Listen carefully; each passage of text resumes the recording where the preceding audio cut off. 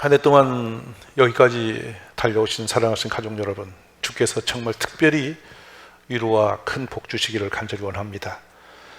어느 해보다도 지독한 고통 속에 지내온 한 해였습니다. 한 분 한 분 만나서 손을 잡고 위로하며 그 삶 속에 얼룩져져 온 새겨져 사연들을 진솔하게 나누고 싶은 마음이 간절합니다.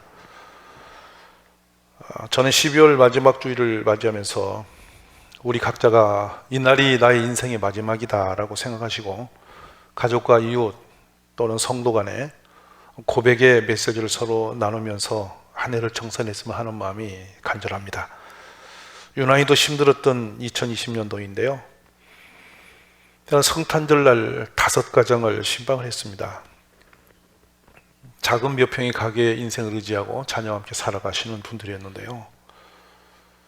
그 가게가 문이 겉아서 닫혀 있었습니다. 근데 그 창가에 붙어져 있는 그 가격 표시판이 참 가슴을 울컥하게 했어요. 3만 원짜리가 쥐어지고 2만 원으로 내려가고 또 시간이 흘러서 2만 원짜리가 1만 원으로 내려가 있었어요. 그거 사실 전체가 다 수익금이 돼도 얼마나 되겠습니까만은 그렇게 가격을 내려놓고 하면서 버텨온 그 시간들이 참 가슴 아프게 다가왔습니다. 그래서 참 한편 미안했고요. 한편 1월달이 시작되면은 제가 위로도 할 겸 꼭 신방을 좀 돌아야 되겠다 이런 생각을 고쳐먹으면서 참 마음이 그랬어요. 오늘 하나님께서 위로하시고 새로운 힘을 주셔서 새해는 정말 좋은 일이 많은 해 되시기를 주의 이름으로 축복합니다. 고백하기는 우리가 한 가지 제가 미션을 드리고 싶은데요. 삶으로 부대끼면서 서로 상처가 쌓여왔을 겁니다. 같이 살았기 때문에 부딪힌 거고 같이 썼기 때문에 아픔이 주고받을 수 있는 것이에요. 그게 가족이에요. 정말 잘 살고 싶었는데 본의 아니게 그런 상황이 일어나는 거죠. 좀 그래서 고통이 많았던 시간들이 아니었나 이렇게 생각이 드는데요. 때로 이런 생각을 하죠. 당신이 그렇게 하니까 나도 이렇게 하는 수밖에 더 있어. 당신이 매사 그런 식이니까 나도 이렇게 한 거야. 이렇게 상대방 때문이라고 생각하면서 그러니까 우린 별 수 없어. 이렇게 하고 살아오진 않았습니까? 잘해보자고 여러 번 마음을 고쳐봤지만은 역시 당신은 별 수 없는 사람이야. 이렇게 하면서 지내온 적은 없습니까? 문득 생각해 봤습니다. 과연 그 생각은 옳은 것일까? 성경 로마서 5장 8절에 보면요. 우리가 아직 죄인 됐을 때에 그리스도께서 우리를 위하여 죽으심으로 하나님께서 우리에 대한 자기의 사랑을 확증하셨느니라 그러셨어요. 내가 한 행위가 내가 던진 돌이 그 돌을 누가 맞았을까? 어쩌면 내 인생 마지막 순간에 내 손을 붙잡고 마지막 길을 함께 나눠야 할 가족이 아니었겠습니까? 또 한편 보면 내 삶이 흔들거릴 때 내 곁에 달려와서 나를 위로하고 붙잡아줄 이웃이 아니었습니까? 그 제가 이런 편지를 쓰기를 원하는 거예요. 남편이 아내에게, 또 아내가 남편에게, 자녀들이 부모에게, 또 부모가 자녀에게, 또 이웃 간에 진솔한 쪽편지 한 장이라도 나누면서 한 해를 보냈으면 하는 생각이 있습니다. 물론 말하고 싶은데 묻어두고 살았던 거죠.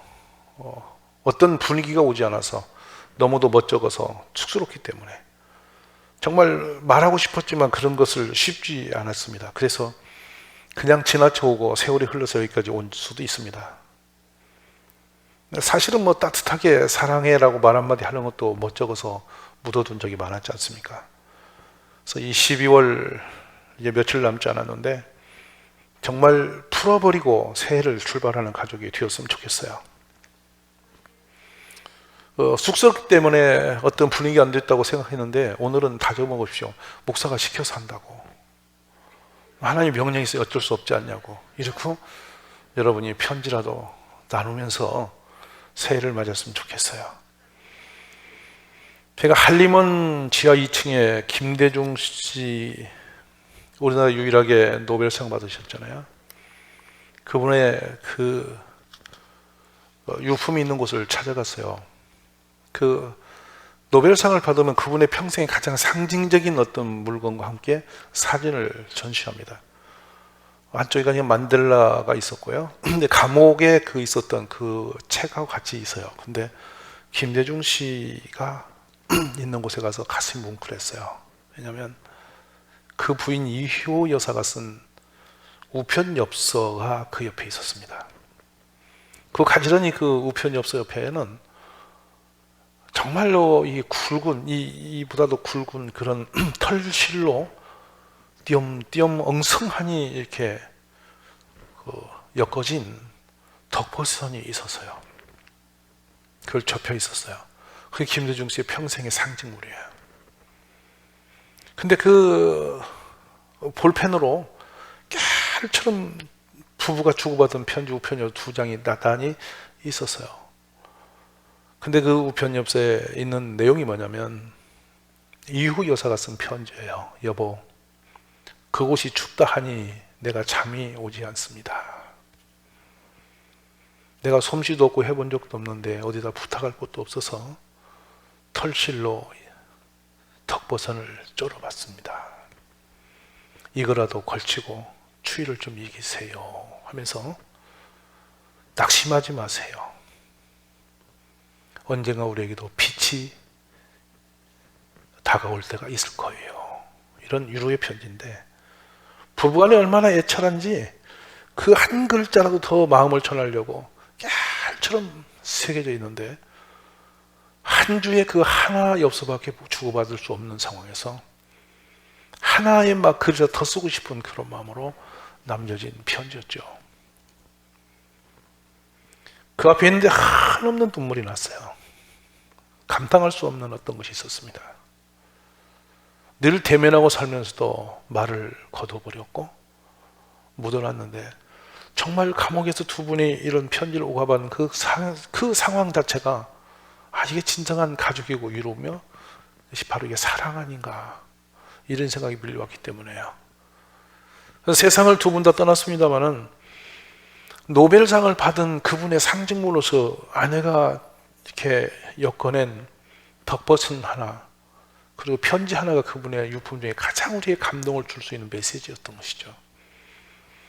오늘 커다란 것 들고 서서 용서받고 사랑하고 하는 것은 아니라고 생각이 듭니다. 일상의 작은 이야기 하나로 서로 감동을 줄 수 있다고 저는 생각이 들어서 오늘 이 말씀을 드리는 거죠. 어제 날이 좀 추웠는데요. 12km 거리를 중학생이 걸어와서 저한테 이 쪽지 편지를 주고 가요. 문득 뭐냐 그랬더니 목사님 이거 빵 하나 사들고 와서 저한테 빵을 툭 내밀면서 말도 못하는 녀석입니다. 목사님 이거? 이러고 돌아서 제가 붙들러다 놓고 기도를 해서 보냈는데 그 내용이래요. 안녕하세요 목사님.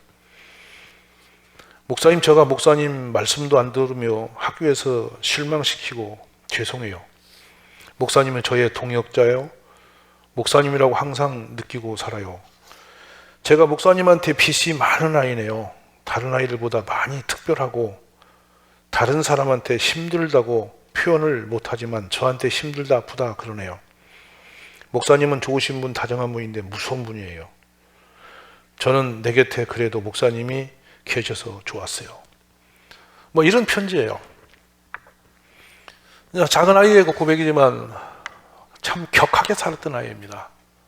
학교에 적응이 어려웠고 남다름의 좀 부딪힘이 많았던 아이인데 여러분 대안학교에서도 함께 할 수 없다라는 그런 메시지를 많이 받으면서 많이 힘들었던 아들이에요. 저는 저만치나 커서 이 쪽지 편지 들고 어제 빵 하나 사들고 왔어요. 그래서 뭐라고 하냐면 요새 돈이 없어서 이거밖에 못 샀다고 또 그런 말을 해요. 얼마 전에는 그 직장에 있는 아빠를 불러서 초등 2학년 학생이 급히 아빠 보고 교회에 태워달라고 해서 저를 찾아왔어요. 내 아이가 부시럭부시럭 봉지 속에서 봉투 하나를 꺼내는 거예요. 근데 그 봉투 속에 1,000원짜리 20개가 들어있었어요. 꼬깃꼬깃한 돈들이었습니다. 무척 가난한 가정이거든요. 근데 그 아이가 뭐라고 표현했었냐면 목사님 큰 차 사세요. 제가 돈 많이 벌어서 교회도 큰 거 지을 테니 죽지 말고 사세요. 이런 편지를 주었어요. 참 마음이 갑자기 뭉클하더라고요. 어린아이의 편지지만은 그 아이 전부의 마음이 담겨져 있는 거예요. 그 아이가 재작년에 그 유치원 7살 때로 기억하는데 예배당 건물을 엄청 크게 그려왔어요. 그리고 그 교회 가운데다 저를 그렸다고 시커멓게 그려놓고 목사님 거 교회 이렇게 나왔어요. 그러면서 자기는 커서 건설을 하겠대, 건축을 해서 교회를 짓겠다는 거예요. 마음이 오갈 때 우리는 따뜻한 사랑을 느끼게 돼요. 오늘 우리들이 한 해를 보내면서 그냥 막연하게 저물어간 해를 바라보지 마시고 서로가 서로를 위해서 고백하며 한 해를 보내보시기 바랍니다. 오늘 세 계명은 서로 사랑하라는 메시지입니다. 사람의 가장 깊은 곳에 느끼는 가장 순수한 인간다움의 감정은 그 사랑이라고 표현할 수 있습니다. 사랑이란 사람이 할 수 있는 최고의 선한 것이며 사랑이란 인간이 할 수 있는 가장 귀한, 또 사랑이란 인간이 할 수 있는 최상의 아름다운 바로 그것입니다. 사랑이란 인간이 할 수 있는 최상의 인격이고 성품이며 그래서 인간이 천국까지 가져갈 수 있는 유일한 성품은 사랑이라고 표현합니다. 고린도서 13장 12절에 우리가 지금은 거울로 보는 것 같이 심혀나 그때는 얼굴과 얼굴을 대하여 볼 것이요 지금은 내가 부분적으로 아나 그때는 주께서 나를 아신 것 같이 내가 온전히 알리라. 그런즉 믿음, 소망, 사랑 이 세 가지는 항상 있을 것인데 그 중에 제일은 사랑이라 그랬습니다. 하도 많이 사랑이라는 이야기를 들어서 사랑이 세상적으로 별로 그렇게 아름답게 안 들릴 수도 있을지 모르겠습니다. 그렇지만 진정한 사랑은 하나님의 성품으로서 우리에게 가진 가장 존귀한 그런 명제임을 잊지 마시기 바랍니다. 고린도서 13장에는 내가 사람의 방언과 천사의 말을 할지라도 사랑이 없으면 소리나는 구리와 울리는 꽹과리가 되고 내가 예언하는 능력이 있어 모든 비밀과 모든 지식을 알고 또 산을 옮길 만한 모든 믿음이 있을지라도 사랑이 없으면 내가 아무것도 아니에요. 내가 내게 있는 모든 것으로 구제하고 내 몸을 불살게 되어줄지라도 사랑이 없으면 내게 아무 유익이 없느니라. 아멘이십니까? 우리 서로 사랑을 회복할 수 있기를 간절히 바랍니다. 하나님이 어떤 명령을 하실 때 하라라는 명령 앞에는요 중요한 의미가 담겨져 있어요. 원래 있었던 것인데 상실된 것들입니다. 그것이 있어야만 천국을 회복할 수 있는 것인데 우리가 그 모든 것을 잃어버렸죠. 근데 가장 많이 우리 예수님이 외쳤던 것이 뭐냐면 믿음과 사랑이었습니다. 근데 사랑이라는 것에 강력한 명령어가 따라붙어요. 그는 우리가 거부할 수 없는 명령이기 때문에 선택의 여지가 없어요. 그냥 그래야 된다라고 딱 꼬집어서 너희는 서로 사랑해야 돼 이렇게 찍은 것이에요. 내고함스럽게도 그렇게 수많은 명령의 말씀을 통하면서도 사랑을 삶으로 이루는 사람이 많지는 않아요. 왜냐하면 우리가 이미 죄성으로 망가져 있기 때문인 거예요. 당연히 해야 할 문제였고 당연히 있어야 할 것인데 이미 사단에 의해서 망가진 것이 사랑이에요. 들어보십시오. 최초의 하나님의 성품을 갖고 태어난 지음바 되었던 아담은 그 아내에게 한 고백이 있어요. 그는 내 살 중에 살이요 내 뼈 중에 뼈다. 위대하죠. 이건 단순한 그냥 고백이 아니에요.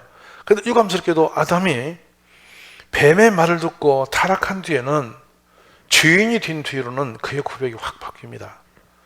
뭐라고 하냐면 그 아내를 뭐라고 표현했냐면 하나님이 주신 여자 그가 나를 이렇게 만들었습니다. 이렇게 표현해요.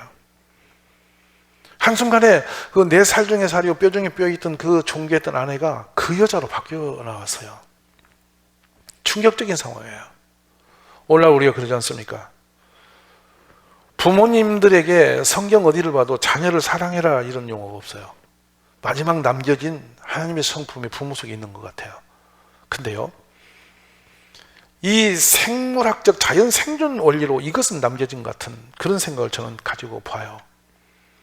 근데 하나님이 사랑이라는 용어를 하나님을 향한 사랑이 없어진 거예요. 우리가. 그래서 목숨을 다하고 성품을 다하고 뜻을 다하여 온 마음을 다하여 여호와 하나님 아버지를 사랑하라고 말씀하세요. 명령이에요. 타락한 인간은 하나님을 향한 사랑이라는 것은 자연스러운 것인데 그게 첫 번째 무너졌고요. 이웃을 향한 사랑이 무너졌어요. 신비로워요. 사랑이라는 것이 사라지면 인간의 존재 의미는 무너진 거예요. 인간다움 완전히 상실인 거예요. 아담이 동등한 한 아내를 향해서 주었던 두 가지 고백을 비교해봐요. 내 살 중에 살, 뼈 중에 뼈. 이쪽은 하나님이신 저 여자 때문에 내가 이렇게 망가졌어 라고 하는 원망의 대상으로 바꾸는 상태. 어떻습니까? 때로는 가정이 좀 불편할 때 이런 표현 들어보지 않았어요? 당신 때문에 내가 이렇게 사는 거라고. 당신 때문에 내가 이렇게밖에 못하는 거라고. 이러면서 여러분이 분노 속에 토해놓은 말들이 있지 않을까요? 바로 그 말이 아담이 망가질 때 했던 그 말이었습니다. 그래서 우리들이 부모님을 향해서 마땅히 공경해야 되죠. 나를 낳아준 분이고 나를 살려주시고 보살핀 분 아니에요. 근데 부모님을 향해서 우리가 공경하거나 존중하거나 순복해야 될 그 기본적인 것이 무너졌어요. 부모를 멸시하고 대들고 감사치 않냐는 훨씬 많은 분들이 있어요. 이 땅에. 무너진 거예요. 그래서 주님은 부모를 공경하라 그리하면 여호와가 내게 준 땅에서 내 생명의 길이라고 이렇게 보너스 같은 이야기까지 걸어놓고 부모를 공경하라고 회복을 명령하신 거고요. 이웃을 사랑하라는 것도 강력하게 우리에게 메시지로 남겨놓으셨어요. 사랑이라는 것은 자연스럽게 되지 않는 성품이 이제 무너졌음을 우리가 보게 된 장면이에요. 사랑하신 가족 여러분, 망가진 채로 살아서는 우리에게 좋은 일이 없습니다. 망가진 성품을 주의 말씀을 의지해서 회복하는 것이 온당한 일이라고 저는 생각합니다. 이에 마지막 순간, 마지막 예배를 함께 하신 가족 여러분, 말세 때 부모를 거역하고 감사치 않으며 사람을 사랑하는 것이 아니라 자기를 사랑하고 돈을 사랑하는 게 변종 사람이 되지 마시고 하나님의 성품을 회복하는 가족들이 될 수 있기를 간절히 원합니다. 서로 고백하면 회복이 됩니다. 편지 한 줄로 우리 인생의 역사를 바꿀 수도 있습니다. 직접 대면을 말하기는 어려워도 이런 쪽지 하나 써서 여보 내가 정말 마주 앉아서 대화하고 싶은데 내 얼굴이 멋쩍어서 못 하겠네 하고 쪽지 하나 써서 주는 데에도 놀라운 기적은 일어납니다. 마지막 이 한감탈에 뛰어내리려고 했던 한 아이가 작은 메시지 하나에 너는 혼자가 아니야 라는 그 말 한마디에 뛰어내릴 것을 멈추고 다시 삶의 길로 돌아서는 것도 있는 것입니다. 오늘 우리가 귀한 마음을 담은 사랑의 고백을 담아보시기를 주의로 축복합니다. 너는 마음을 다하고 뜻을 다하고 힘을 다하여 너 하나님 여호와를 사랑하라. 그렇습니다. 사랑이란 것은 여러분 세상에서 사람들이 생각하는 그런 성적인 것이 아닙니다. 사랑은 순수한 것인데요, 내 가장 귀한 것을 내어주는 것, 바로 그것이 사랑입니다. 이것이 영적인 상태의 표현이에요. 그래서 성경은 이렇게 표현해요. 사랑은 여기 있으니 우리가 하나님을 사랑한 것이 아니요 하나님 우리를 사랑하사 우리 죄를 속하기 위하여 화목제물로 그 아들을 보내셨습니다. 사랑하는 자들아, 하나님이 같이 우리를 사랑하시던지 우리도 서로 사랑하는 것이 마땅하다. 어느 때나 하나님을 본 사람이 없으되 만일 우리가 서로 사랑하면 하나님이 우리 안에 거하시고 그의 사랑이 우리 안에 온전히 이루어지느니라 그랬습니다. 여러분, 거창한 표를 가지고 우리가 나설 거 없습니다. 이웃의 내 마음의 진실을 고백하면 바로 그것이 사랑의 표현이 되리라고 저는 확신합니다. 사랑은 성적인 에로스적인 것에 초점을 맞춰 있는 것이 아니었어요. 사랑은 바로 십자가에서 그 아들을 우리를 위해서 내어주신 하나님의 그 은혜에 바로 그것이 사랑이었습니다. 잠언에 보면요, 10장 12절에 마음은 다툼을 일으켜도 미움은 다툼을 일으켜도 사랑은 모든 허물을 가리느니라고 말씀했는데요, 이 용어가 굉장히 중요합니다. 여기에 보면 이 미움과 다툼이라는 것은 부서지고 망가져 있는 상태예요. 근데 그런 것들을 너가 왜 망가졌지, 너 때문에 깨졌지 이렇게 표현하는 것이 아니라요, 그냥 오버합니다. 이렇게 덮고 또 훌쩍 커버, 그냥 덮어서 그냥 막아서 지워놔 버린 상태들이에요. 이게 허다한 허물을 지운 사랑의 능력입니다. 호세아서 이 사랑을 표현하면 우리가 하나님의 사랑을 어디서 제일 가장 만나기 쉽냐면 호세아서예요. 음란한 여자와 결혼했는데 이 여자는 3번씩이나 나가서 다시 불결한 길로 나갔는데 끝없이 다시 데려다가 자기 아내로 아이를 낳아요. 그게 호세아 선지자가 하나님께 부름받은 선지적인 사명이었어요. 바로 그것이 예수님 우리를 향한 사랑의 고백이 거기 있음을 보시기 바랍니다. 너 때문에 너는 형편이었기 때문에 내가 잘못이 많고 너는 별로 보잘것이었기 때문에 내가 너 같은 사람하고 사는 것 자체가 부담돼. 이런 마음을 우리는 얼마든지 가질 수 있어요. 근데 정당하지 않은 거예요. 왜냐하면 보십시오. 이스라엘이 어렸을 때 내가 사랑하여 내 아들을 애굽에서 불러냈거늘 선지자들이 그들을 부를수록 그들은 점점 멀리하고 바알들에게 제사하며 아로새긴 우상 앞에서 분향하였느니라. 그러나 내가 에브라임에게 걸음을 가르치고 걸음마를 가르쳤다는 것입니다. 내 팔로 안았음에도 내가 그들을 고칠 줄을 그들은 알지 못하였다. 우리의 모습 아니겠습니까? 하나님이 끝없이 넘어질 때 다시 붙들어 일으켰는데도 그 사랑을 몰랐다는 것이죠.